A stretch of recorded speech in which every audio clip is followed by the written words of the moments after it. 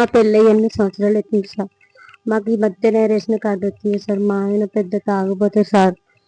ఒక పిల్లగాళ్ళ గురించి పట్టించుకోవడం ఏం లేదు. నేను ఆడ పని చేసుకొని పిల్లగాళ్ళ వరకు బ్రతికించుకుంటా సార్. నాకు ఎక్కడైనా చేసింది మీ దయ వల్ల ఇల్లు స్థలం ఇప్పించి ఇల్లు కట్టించండి సార్. ప్రతి వెళ్ళాలి వర్షంలో దడిచినాం సార్. మా పిల్లలు మేము బాధపడ్డాం సార్.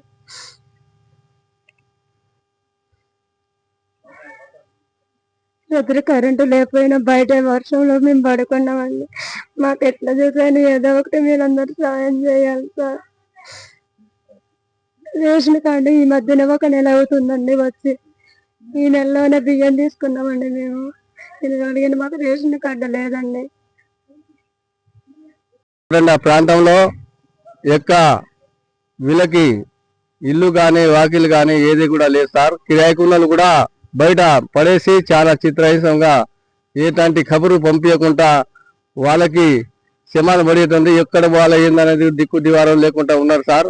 వాళ్ళకి కూడా భూమి జాగాలో కూడా ఏదైనా మీ యొక్క గవర్నమెంట్ నుండి ఆకాశం పంపించి ఏమైనా ఆకాశం చేయాలని కోరుతున్నాం సార్. పేద పిల్లలు ఉన్నారు సార్, 3 పిల్లలు. వాళ్ళకి వాళ్ళ ఆయన కూడా ఆల్కహాల్ కొద్దిగా ఉన్నారు సార్. ఏంటంటే వాళ్ళకి పిల్లలు కూడా చూసుకునే పరిస్థితి లేదు సార్.